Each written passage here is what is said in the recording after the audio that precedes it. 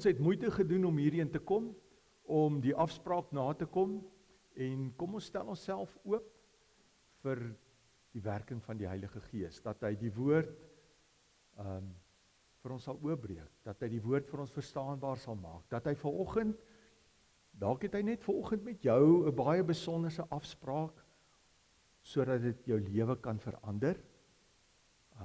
Dalk wil hy net so 'n bietjie skaaf en skuur, of so 'n bietjie afstof in jou lewe, maar sy doelwit is dat jy uitgaan en 'n verskil gaan maak.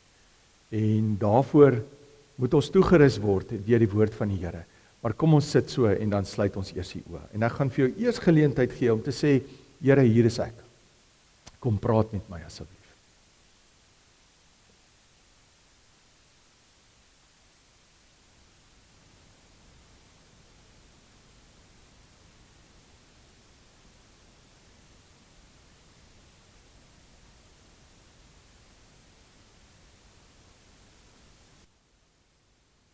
Vader, dankie vir die voorreg wat ons het om U te kan aanbid as die almagtige God, wat hemel en aarde gemaak het, wat trou bly tot in alle ewigheid, en wat nooit die werke van U hande laat vaar nie. Dankie dat ons ook dan vandag weet, dat U werking in ons lewe ewigdurend is, en dat U nie klaar is met ons nie, en ons is opgewonde, en ons sien met verwagting daarna uit, Here, dat U ook vanoggend met ons gaan praat en in ons lewens gaan inspreek en kom verander. En daarom stel ons onsself beskikbaar en sê, Here, hier is ons.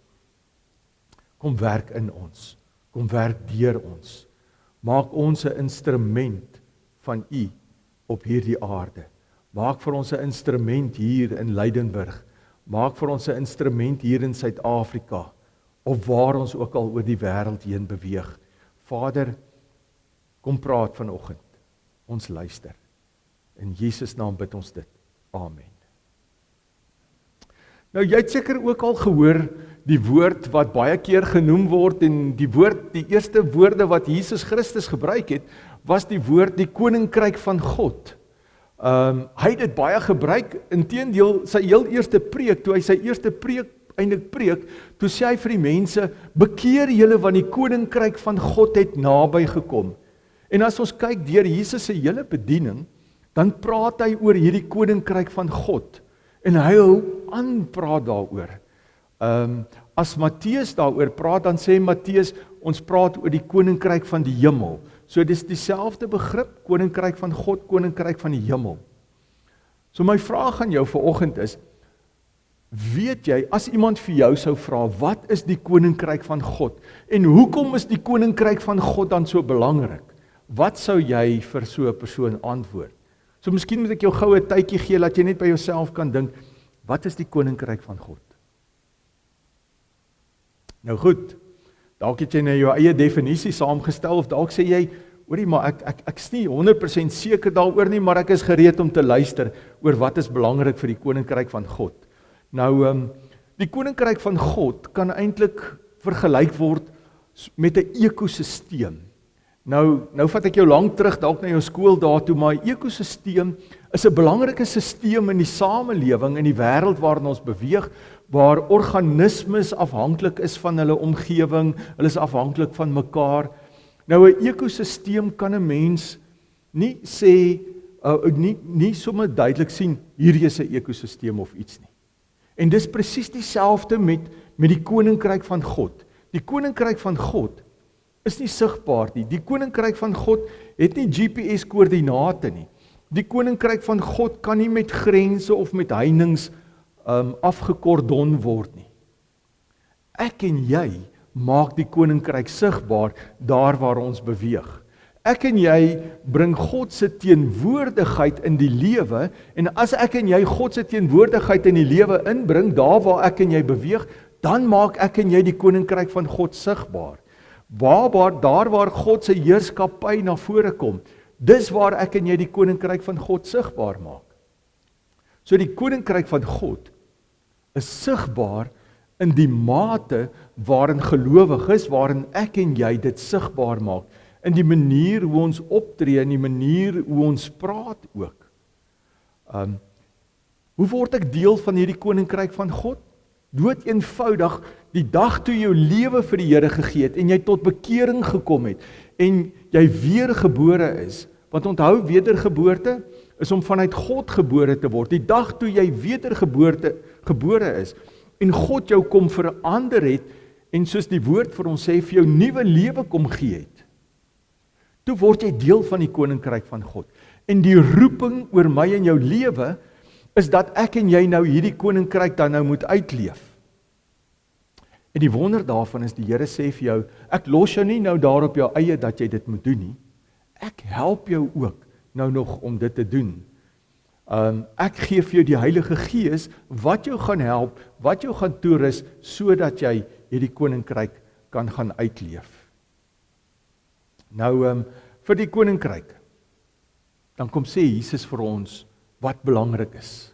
En hy kom sê vir ons veral twee goed wat baie belangrik is vir die koninkryk van God. En dit is liefde en gehoorsaamheid. Is baie belangrik. Hierdie is eintlik waardes wat ek en jy moet uitleef. En as ek hierdie liefde uitleef en ek is gehoorsaam, dan maak dit 'n verskil in die koninkryk. Ek maak daardeur die koninkryk sigbaar. Ek maak 'n verskil in die wêreld waarin ek en jy beweeg. Want jy sien, as ek vir ander mense sou vra, wat is die koninkryk van God? Dan sou hulle waarskynlik vir jou gesê het, o, dis die hemel, of dis God se mag, of is sy wonderwerke, of dis die seën, of dit het te doen met die wederkoms. Maar wanneer Jesus kom, en Jesus begin praat oor die koninkryk van God, dan som hy dit baie eenvoudig op.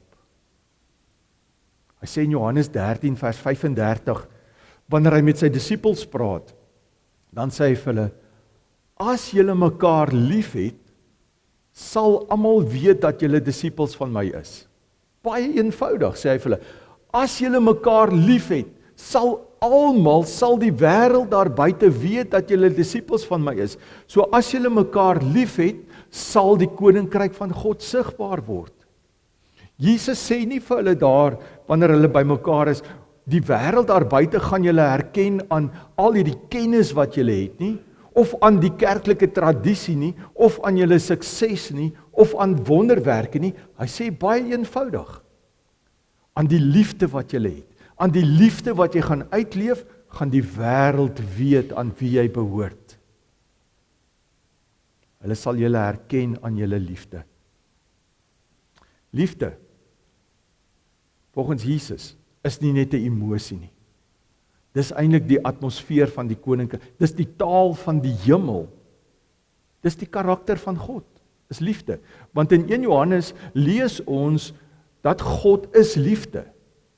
So wanneer ek dis liefde uitleef, leef ek 'n stuk van God uit. En dis wat ek en jy moet sigbaar maak. As ek die koninkryk sigbaar maak, dan maak ek God sigbaar. En hy sê dood eenvoudig, is nie, soos die Engelsman sê, rocket science nie. Hy sê dood eenvoudig deur liefde te gaan uitleef. Dan leef jy die koninkryk uit, dan maak jy God sigbaar. So eintlik kom sê Jesus, die koninkryk van God word herken aan hoe sy burgers, die kinders van die koninkryk, hoe hulle lief het. Ek gaan dit weer sê, die koninkryk van God word herken aan hoe sy burgers lief het. Die wêreld word nie deur ons preke oortuig nie, maar deur ons liefde. En my en jou optrede, die manier hoe ek en jy optree, moet hierdie koninkryk sigbaar maak. Maar dit moet uit liefde uitkom. Liefde is hierdie wortels wat alles voed. Ek en jy kan mos nie die koninkryk weerspieël daar buite, as ek nie die karakter van die koning weerspieël nie. As ek die karakter van die koning weerspieël, dan is dit liefde wat ek moet uitleef, want hy is liefde. Het jy al so daaraan gedink? Baie mense daar buite in die wêreld, hulle lees nie die Bybel nie. Baie gelowiges lees nie eers die Bybel nie. Hulle lees nie die Bybel nie, maar hulle lees jou en hulle lees my. Hulle hou jou en my dop. Hulle hou dop en hulle luister hoe jy praat. Hulle kyk hoe jy ander mense hanteer. Hulle kyk hoe jy konflik hanteer. Hulle kyk of jy vergewe. Hulle kyk in watter mate is jy diensbaar. Dis wat die wêreld lees. Die wêreld gaan nie hierdie boek lees nie. En as ek en jy die koninkryk wil sigbaar maak, dan sê Jesus, dit moet uit liefde uit plaasvind. Dis die wyse waarop ek optree. Want jy gaan waarskynlik die enigste Bybel wees wat van die mense daar buite gaan lees. Hulle gaan waarskynlik nooit 'n Bybel lees nie, maar hulle gaan kyk na jou. Hoe werk dit? Kom ons kyk gou prakties. Ek onthou so hele ruk terug wat het ek 'n soortgelyke voorbeeld gebruik. As jy as koninkrykskind, as kind van die Here, die koninkryk moet sigbaar maak in die wêreld. En hy sê dit moet begin deur die wyse waarop jy uitleef, deur liefde uit te leef. Dan wil ek eintlik sê, dis soos wanneer jy, 'n praktiese voorbeeld, wanneer jy 'n sponsie vat en jy druk hom in die water, dan suig hy daai water op, en as ons hom uit die water uithaal, dan is daai spons nat, en oralste waar ek daai sponsie teen gaan druk, dan gaan dit nat wees. En die Bybel kom sê eintlik, ek en jy moet ons onderdompel in die liefde van God. Ek en jy moet vol word met die liefde van God. Soos daai spons onder die water gaan, so moet ek God se liefde, wat hy sê, die agape liefde, hy sê ek en jy moet dit opneem. En oralste waar ek en jy gaan, waar ek kontak het met mense, waar ek kontak het met die wêreld, gaan daar die liefde dan afsmeer. En die hartseer is, dat so baie gelowiges doen dit nie. Want wanneer 'n mens na hulle lewe kyk daar buite, dan leef hulle maar nes die wêreld. Dan maak hulle nie die koninkryk sigbaar nie. En die Here sê vir jou, maar ek het jou lewe kom verander, en ek het 'n roeping oor elkeen van ons wat hier is vandag. Elkeen wat na hierdie boodskap luister, ek het 'n roeping oor jou lewe, dat jy die koninkryk moet sigbaar maak. Maar nie soos wat jy dink nie. Dis hoekom ek vir jou die Heilige Gees binne in jou gegee het. Jy moet dit vanuit die liefde uit, moet jy dit sigbaar maak. So die manier hoe jy gaan optree. En Jesus, wanneer Jesus daaroor praat, dan is dit nie maar net woorde wat hy sê nie. Jesus kom wys dit vir ons. Wanneer hy mense herstel, wanneer hy genees, wanneer hy vergewe, wanneer hy aanvaar, wanneer hy na mense kyk wat deur ander misgekyk word, dis die manier waarop hy liefde uitgeleef het. Matteus, ek dink aan Matteus 8 vers 1 tot 4, wanneer die melaatse man na hom toe kom en vir hom vra om hom te genees. Wat doen Jesus? Gaan lees dit. Jesus kom en Jesus raak aan hom. Daai tyd was dit ongehoord, jy raak nie aan 'n melaatse nie. 'n Melaatse moet eintlik al buite die stad bly. Moenie tussen die mense beweeg nie. En as hulle so naby gekom het, dan moet hulle skree, ek is melaats, sodat die mense kans het om weg te beweeg van hulle af. Wat 'n wrede lewe. Maar hier kom Jesus, en hy wil God se hartklop bekend maak. Hy wil die koninkryk bekend maak. En wat doen hy met hierdie man? Hy sê vir hom, ek wil jou genees. En hy raak aan hom. Hy doen die ongehoorde ding. En wat doen koninkryksliefde? Dit kies liefde bo afstand. Dat ons mense nie eenkant hou nie, maar dat ons deur die liefde wat ons uitleef, eerder mense nader trek. Dat hulle ietsie in my manier hoe ek hulle hanteer, iets van die koninkryk ervaar. Die Samaritaanse vrou by die put. Almal stoot haar weg. Sy's 'n vrou met 'n geskiedenis en 'n vrou met 'n reputasie, maar almal stoot haar weg. Maar wat doen Jesus? Hy wil die koninkryk sigbaar maak en hy wil dit vanuit liefde doen. Wat doen hy? Daar waar sy 12 uur in die dag moes kom, wanneer almal weg is, kom water haal, kom praat hy met die Samaritaanse vrou. Samaritane was die baster Jode. Hulle was die groep wat eenkant toe gestoot is. Niemand wil eintlik, 'n Jood het nie gemeng met 'n Samaritaan nie. Wat nog te praat met 'n Samaritaanse vrou? En hier kom Jesus, en Jesus breek daardie grense af, en Jesus, sy langste gesprek was met daai vrou gewees. En hy het sy liefde, die koninkryks liefde het hy teenoor haar uitgeleef. Hy het die grense afgebreek, en kyk wat 'n verskil het dit gemaak. Sy word 'n sendeling, en haar hele gemeenskap kom tot bekering. As Jesus sy disippels se voete was, dan kom wys hy vir ons wat is liefde. Wat is dit om diensbaar te wees? En nie net aan myself te dink dat ek die belangrikste is, en almal moet eintlik vir my dien nie. Die interessante daarvan is, wanneer Jesus oor die koninkryk praat, dan is daar ouens gewees, ek noem hulle sommer die geestelike polisie. Dit is nou die fariseërs, al die skrifgeleerdes, hierdie sogenaamde hoogheilige slimmes, wat gesê het, hier's die baan, ons moet almal binne hierdie baan beweeg, dan is ons oké voor God. En dan kom Jesus, en daar's iemand wat nood het op 'n Sabbatdag. En die Samaritaan, die Fariseërs sê, nee, jy mag nie iemand genees op 'n Sabbatdag nie. Maar Jesus kom en hy sien hierdie persoon het nood, en hy wil hierdie persoon genees.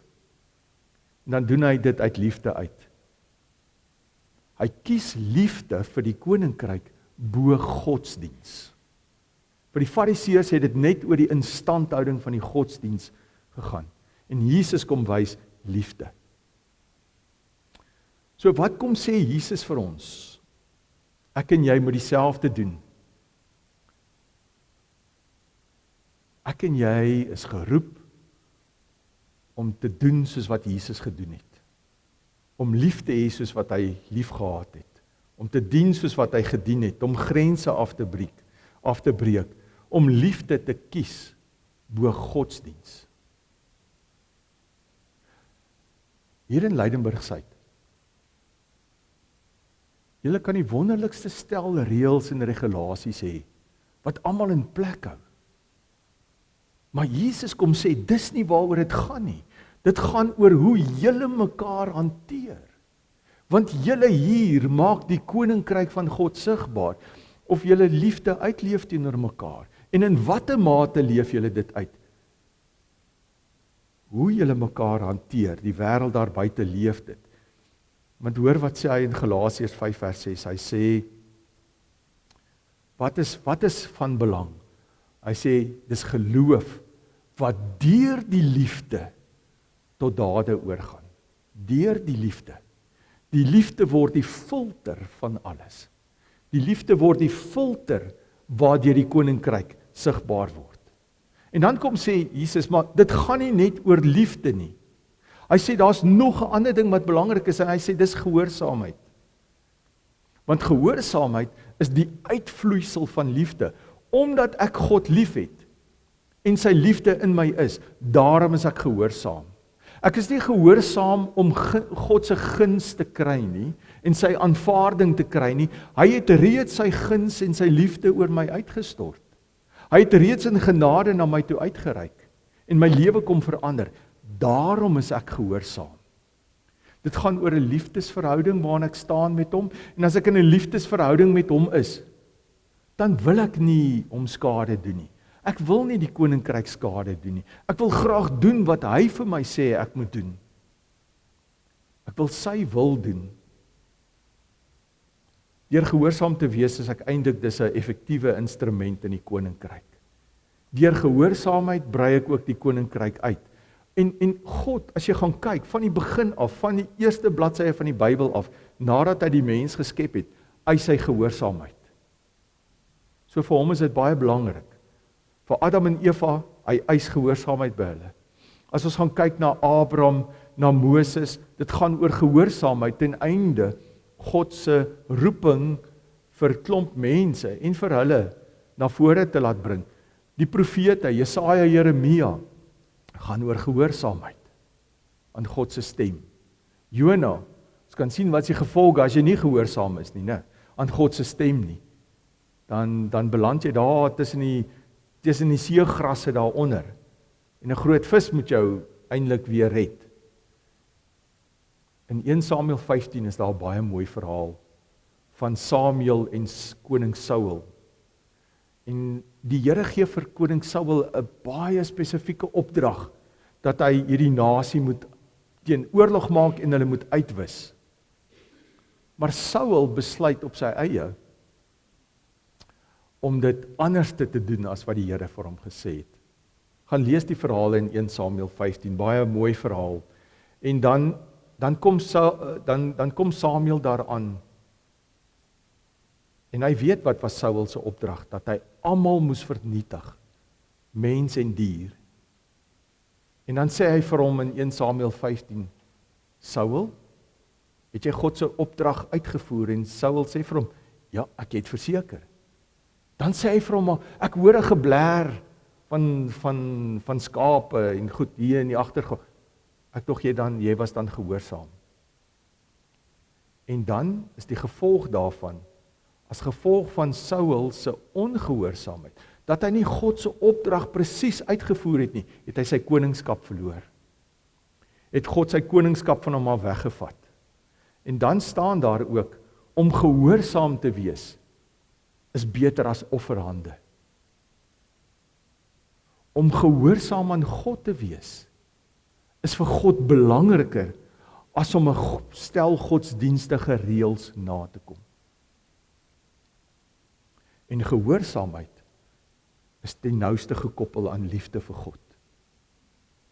As jy toelaat dat hy jou lewe kom verander deur sy liefde, dan gaan jy gehoorsaam wees. En Jesus was die volmaakte voorbeeld van gehoorsaamheid. Filippense 2 vers 8 sê dit vir ons. Hy was gehoorsaam tot aan die dood aan die kruis. En gehoorsaamheid is nie altyd maklik nie, jy sal weet. Partykeer vra dit van jou moeilike goed, né? Maar gehoorsaamheid gaan van my en jou vra om so Samuel te sê, praat Here, want ek wat die dienaar is, luister. Om dalk soos Jesaja te antwoord, om te sê, hier is ek Here, stuur my. Of soos Jesus te kan bid, nie my wil nie Here, maar u wil. En dit is alles deel van die pakkie van gehoorsaamheid. Om te sê, hier is ek, nie my wil nie, maar u wil, ek luister Here. 2 gedeeltes, Jakobus 1 vers 22 sê vir jou, julle moet doen wat die woord sê en dit nie net aanhoor nie, anders bedrieg julle julleself. Wat help het ons kom elke Sondag kerk toe? Wat help het ons bestudeer die woord, maar ons doen dit nie? Help niks. Deur dit te hoor en te gaan uitleef, maak ek 'n verskil in die koninkryk. Lukas 6 vers 46 sê vir jou, wat 'n sin het dit dat julle my aanspreek, dat julle my aanbid as Here, Here, maar nie doen wat ek sê nie. Dan gaan die koninkryk nie uitbrei nie. Dan gaan daai roeping wat ek oor jou lewe het nie realiseer nie. En ek sê vandag vir jou, vir jonk en oud wat hier is, dat God 'n roeping het oor jou lewe. Dat hy 'n plan het met jou lewe. En het jy al moeite gedoen om by die Here te gaan sit en by hom te hoor, Here, wat is u plan met my? Want ek wil gehoorsaam wees aan die plan wat u vir my het. Ek wil gehoorsaam wees aan die roeping wat u vir my het. Ek het gehoor dit moet vanuit liefde uitgeskied, hoe ek dit uitleef. Maar ek wil gehoorsaam wees daaraan. As jy tyd spandeer met die Here en jy word stil by die Here, dan gaan jou dae nie soos volg wees nie. Ek sal maar opstaan en ek sal sien wat hierdie dag maar vir my inhou. Nee. Ons kan nie dit sê nie. Ons kan nie op daai manier leef nie. Ons sal maar sien wat die dag inhou nie. As ek by die Here se voete gaan sit, as ek tyd maak met hom, as ek tyd maak om stil te word en in sy inspraak in my lewe toe te laat, dan gaan my lewe heeltemal anders te lyk. Want ek gaan elke dag sien as 'n unieke geleentheid om die koninkryk uit te brei. Dalk net op die manier hoe ek by die kasregister daardie persoon wat my help groet. Het jy al gedink hoe moet hulle voel as hulle nou die hele dag daar werk en die hele dag met mense te doen en almal is lelik met hulle of ongeduldig. Hoe moet jou dag dan wees aan die einde van die dag? Ek wil jou uitdaag om waar jy dalk by die vulstasie stop, petrol ingooi, deur net vriendelik te wees met daardie persoon. Of by die kasregister, dalk net vriendelik te wees. Kyk wat 'n verskil dit aan hulle maak. Dit maak 'n verskil. Dalk gaan jy die enigste vriendelike persoon wees wat daardie dag met hulle gekommunikeer het. Bring 'n stukkie van die koninkryk. Die Here begin deur die klein goedjies. Hy begin jou eers klein op klein maniere leer. Dis soos wanneer jy jou kind geleer het om met geld te werk. Jy gee mos nou nie vir jou kind R20.000 'n maand begin nie. My kind, ons gaan vandag leer van sakgeld. Hier's vir jou, nee, dis nie hoe mens werk nie. Jy begin deur vir hulle klein hoeveelhede te gee en jy leer hulle om dit te bestuur. En as hulle dit reg bestuur, dan vertrou jy hulle met al hoe meer. En dis dieselfde beginsel wat die Here gaan vir jou leer. Hy gaan vir jou sê, goed, kom word eers stil by my. En dan maak ek leer jou. En dan gaan oefen ons dit prakties. En as jy dit reg kry, gaan ek nog meer aan jou toevertrou. Groter verantwoordelikheid in die koninkryk van God. Kom ek vat jou na Johannes 14 toe. Johannes 14 daarvan vers 15 af. Wat eintlik hierdie twee beginsels van liefde en gehoorsaamheid saamvoeg in hierdie gedeelte. Hy sê by vers 15, wanneer Jesus kom en hy kom sê, die Heilige Gees gaan saam met jou wees op hierdie roete. So moenie dink jy gaan alleen 'n verskil maak in die koninkryk nie. Die Heilige Gees gaan jou help. Hy sê, as julle my liefhet, sal julle my opdragte uitvoer. Hoor daar. As julle my liefhet, sal julle gehoorsaam wees. Ek sal die Vader vra, as hierdie goed dan nou gebeur, ek sal die Vader vra en hy sal vir julle 'n ander voorspraak stuur om vir ewig by julle te wees, naamlik die Gees van die waarheid. So hy sê, ek het iemand wat ek vir jou stuur. As jy vir my lief het en ek het jou lief, dan stuur ek vir jou die Heilige Gees. En hy gaan saam met jou wees op hierdie pad. En in hierdie hele teksgedeelte van Johannes 14, daarvan vers 15 af, noem Jesus dit pertinent 3 keer. Hy praat weer in vers 21 ook oor hierdie liefde en die gehoorsaamheid en wat sy reaksie gaan wees. Hy sê in vers 21, wie my opdragte het en dit uitvoer, so wie gehoorsaam is hy wat my lief het. Sien, hoe elke keer kom die gehoorsaamheid daarby ter sprake. En wie my lief het, hom sal my Vader lief hê. En hoor hierdie mooi gedeelte, né? En ek sal hom ook lief hê en my aan hom openbaar. En dis die mooi daarvan. Dis die mooi van die liefdesverhouding. En hy wat wil hê jy moet in die koninkryk iets gaan doen. Hy sê ek gaan myself aan jou openbaar. En wanneer openbaar hy homself aan jou? Is wanneer jy gaan stil word by die Here. En hy begin praat met jou. En jy begin 'n sensitiwiteit vir die Heilige Gees ontwikkel. En hy praat met jou deur die Bybel. En wanneer jy daar in die wêreld kom en jy gaan uit en jy sê, Here, ek gaan werk doen, maar wys vir my, gee vir my die sensitiwiteit vir u koninkryk, waar ek anders te moet optree, waar ek mense dalk moet nader trek, waar ek hulle eerder sou een kant toe stoot, waar ek 'n woord van bemoediging moet gee. Sien, dis wanneer dit gebeur. En daar waar jy dit doen, begin jy die koninkryk openbaar, en gaan God homself al hoe meer aan jou openbaar. En al wat hy vra is, kom ons maak net ons ore oop, en doen wat hy sê. Vers 23 sê hy ook vir jou, Jesus antwoord hom, as iemand my lief het, sal hy my woorde ter harte neem, en my Vader sal hom lief hê, en ons sal na hom toe kom, en by hom woon. So is eintlik baie eenvoudig. As ek kan saamvat. Die Here het vir elkeen van ons 'n roeping. Hy wil hê jy moet 'n verskil gaan maak. Waar jy ook al beweeg. Gaan maak 'n verskil hier in Lydenburg. Gaan maak 'n verskil as jy op 'n ander plek in die wêreld is. Gaan maak 'n verskil. Maar ek en jy kan nie net sommer uit ons eie uit 'n verskil maak nie. Hy sê, my kind, ek het dalk al begin werk in iemand se lewe en ek wil hê jy moet die ontmoeting wees tussen my en daardie persoon. Jy moet die katalisator word. Jy moet die koninkryk daar gaan sigbaar maak. Maar ek sal dit nooit weet as ek nie tyd spandeer met die Here nie. So die geheim is, gaan spandeer tyd met die Here. Laat toe dat hy homself al hoe meer aan jou openbaar. Dat hy jou opgewonde maak vir die opdragte wat hy vir jou het. Want glo my, as jy sien hoe die Here daar buite werk, dan gaan jy al hoe meer wil werk vir hom. Laat toe dat hy jou toemaak met sy liefde.